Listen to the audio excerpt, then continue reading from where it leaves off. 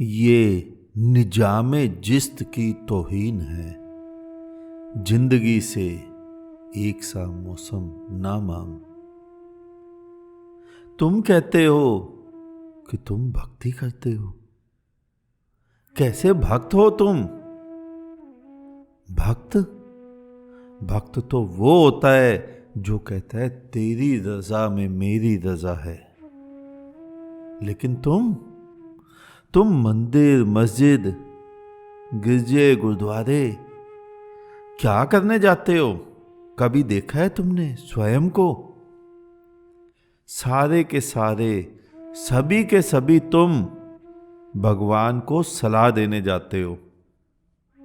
मेरे बेटे की नौकरी लगवा देना, धंधा चलवा देना, बड़ी गाड़ी दिलवा देना, बड़ा मकान बनवा देना। तुम्हें भी पता है कि मिलना तुम्हें वहां से कुछ भी नहीं है।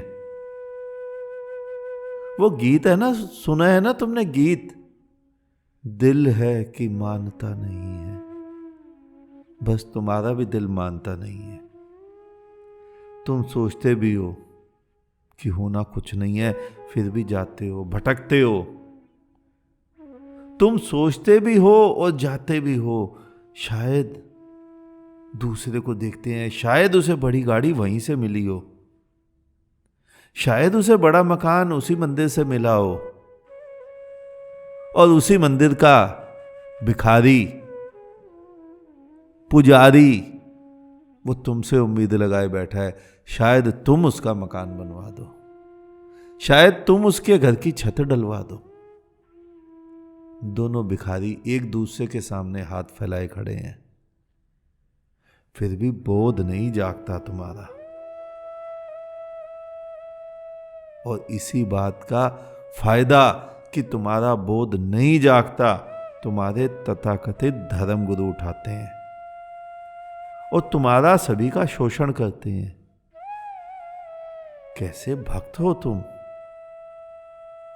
कैसा है तुम्हारा भक्ति मार्ग जो केवल मंदिर जाकर, वृंदावन जाकर, हरिद्वार जाकर प्रकट हो जाता है, और बाकी हर जगह पूरी दुनिया में 364 दिन बचे हुए और 23 घंटे बचे हुए, वहां वो तुम्हारा भक्ति का मार्ग, तुम्हारा भक्त का स्वरूप प्रकट ही नहीं होता। नहीं, तुम बनाए गए हो, ना तो तुम दास हो और ना तुम भक्त। तुम तो बस तुम हो, इसके अलावा तुम कुछ भी नहीं हो। ये निजामे जिस्त की तौहीन है।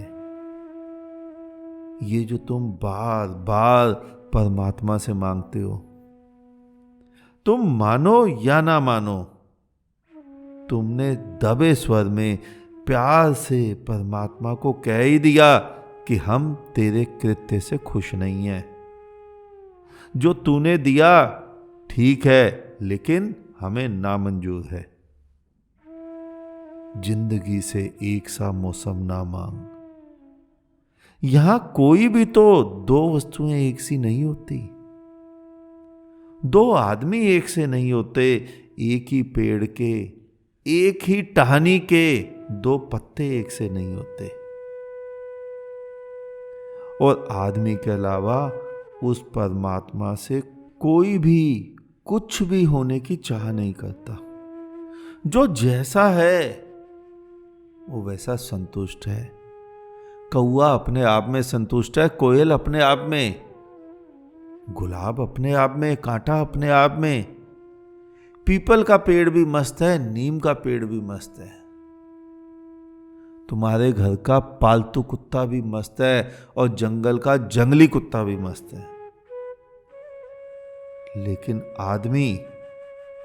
आदमी आस्तिक होने का ढोंग करता है, नतमस्तक होता है और उसी परमात्मा से नाखुश है, उसी अस्तित्व से, उसी विराट से नाखुश है। वो कुछ मांगना चाहता है, कुछ करना चाहता है, कुछ बनना चाहता है,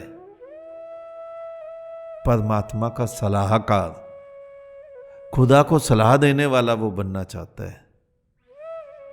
लेकिन लगता है खुदा भी ढीठ हो गया है, वो तुम्हारी बात मानता ही नहीं। परमात्मा भी तुम्हारी बात नहीं सुनता। इतना होने के बावजूद भी मनुष्य अपना नाम भक्तों में शामिल करता है। खुदा के बंदे हैं हम कृष्ण के भक्त हैं, हम राम के भक्त हैं, हम शिव के, दुर्गा के भक्त हैं। भक्त हो या भिखारी हो, तुम्हें इतना भी नहीं समझ आता कि तुम्हारा जो ईश्वर है, परमात्मा है, खुदा है, उसकी क्या दुर्दशा होती होगी जब उसे कोई बोलता होगा कि तेरे सारे बंदे, सारे भक्त, सभी भिखारी, सभी तेरे को उलाहना देते हैं, सभी तेरे पर अपना हुक्म चलाना चाहते हैं। नहीं, तुमने वाक्य में ही ना तो धर्म को कुछ समझा, ना जिंदगी को। नदी देखी है कभी? कभी सीधी सीधी नहीं चलती। पक्षी को देखा है? कभी सीधा सीधा नहीं उड़ता। वृक्ष कभी सीधा बिल्कुल तना हुआ खंबे की तरह नहीं बढ़ता। कहीं भी कभी भी आड़ी तिरछी शाखाएं अपना जाल फैला लेती हैं। समुद्र की लहरें देखो, पल पल बदलती रहती हैं।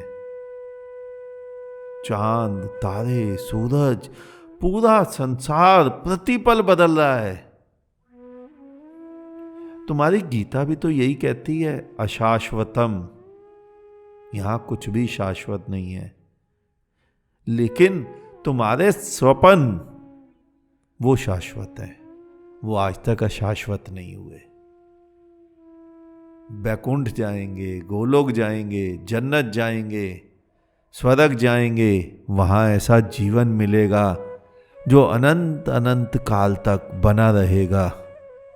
वहां अप्सराएं होंगी तुम्हारे संभोग करने को। वो 16 वर्ष की हमेशा ही बनी रहेंगी। इनमें कोई अशाश्वत का सिद्धांत तुमने नहीं लगाया। तुमने नहीं, तुम्हारे मूढ़ ऋषि मुनियों ने नहीं लगाया। जो जो कल्पनाएं तुम्हें थमा गए और तुम उन्हीं कल्पनाओं में भरमाए जा रहे हो। उनको पूरी दुनिया अशाश्वत दिख गई, तुम अशाश्वत दिख गए। उनको वो 16 वर्ष की कन्याएं अशाश्वत नहीं दिखी कि ये बड़ी भी होंगी, बूढ़ी भी होंगी, इनकी त्वचा भी मुरझाएंगी, त्वचा में से बदबू भी आएगी, काली भी हो जाएगी और मर भी जाएगी। वहां वो शाश्वत का सिद्धांत जोड़ गए, तुम्हारे लोभ को बढ़ावा दे गए, और कुछ भी नहीं है। पूरी दुनिया शाश्वत तुम्हारे ही शास्त्र कहते हैं, और तुम अपने लिए उसी परमात्मा से शाश्वत मांगते हो, और उसी सुख के लिए दुख निवारण समारोह में धक्के खाने जाते हो। करते हैं ना तुम्हारे कई गुरु दुख निवारण समारोह। किसी की 2 कौड़ी की औकात नहीं है, लेकिन बहरूपिया बनकर, स्वांग रचकर, साधु महात्माओं के कपड़े पहनकर, दाढ़ी मूछ बढ़ाकर सामने बैठ जाता है और तुम हो जाते हो नतमस्तक। तुम्हारे महात्माओं ने अशाश्वतम शब्द का प्रयोग केवल पलायन के लिए किया है। अपने आप को दुखी होने से संतावना के लिए किया है।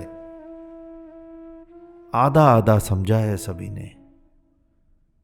अगर पूरा पूरा समझ लेते तो दुख से दुखी ही ना होते। दुख के साथ भी वो बहते, सुख के साथ भी वो बहते। चले जा रहा है जीवन, चलने देना चाहिए।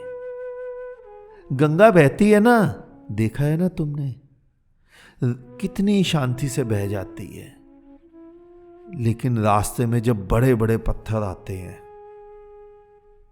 तो वहां क्या वो रोती है कि पत्थर आ गया रास्ते में, रुकावट आ गई, चट्टान आ गया? या मन्नतें मांगने जाती है? नहीं, ध्यान से देखना, पत्थर आने पर ठहाका मारकर हंसती है। कभी बैठना गंगा के रास्ते में आए पत्थर पर, फिर संगीत सुनना उस टकराहट का। राफ्टिंग करने जाते हो ना तुम, जहां जहां रैपिड आते हैं रास्ते में, वहीं तो गंगा कीर्तन करती दिखती है, वहीं तो गंगा नृत्य करती है। और जो तुम बार बार मांगते हो, तुम उसकी तौहीन ही तो कर रहे हो। यह निजामे जिस्त की तौहीन है।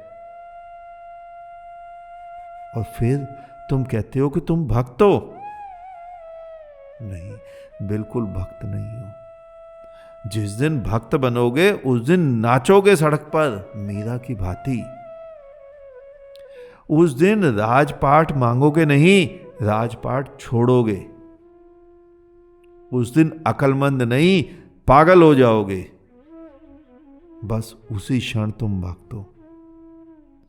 फिर चाहे कंठी ना हो, चाहे माला झोली ना हो, चाहे जनेऊ ना हो, चाहे तिलक ना हो, चाहे सर पे मुसलमान की टोपी ना हो, चाहे आरती ना हो, चाहे नमाज ना हो, चाहे अरदास ना हो, बस अब तो तुम हो और वो है।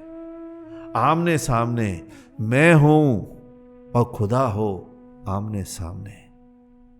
बस यहां पर होती है भक्ति पूरी, यहां पर होता है सिजदा, यहां पर होती है अरदास पूरी। लेकिन शायद तुम्हें समझ नहीं आएगी। भिखारियों को जो भी समझाओ, काम कर, धंधा कर, उसे कुछ नहीं समझ आती। तुम्हारे धर्म गुरुओं को भी जो भी समझाओ कि अपना अपना नौकरी करो, काम धंधे करो, उन्हें भी समझ नहीं आती। तुम मंदिरों में कटोरा लिए खड़े हो जाते हो, तुम्हारे धर्म गुरु तुम्हारे आके थाल फैला के खड़े हो जाते हैं। दोनों भिखारी एक दूसरे से चाह लगाए बैठे हैं। ध्यान से देखना, पूछना 80 वर्ष वाले किसी व्यक्ति से, तेरी चाहें पूरी हुई? और हुई तो कहां से हुई? मंदिर मस्जिद से या तेरे स्वयं से, तेरी मेहनत से? तुम्हें सब कुछ समझ आ जाएगा। आज इतना ही, शेष किसी और दिन। अंत में चारों तरफ बिखरे फैले परमात्मा को मेरा नमन। तुम सभी जागो, जागते रहो।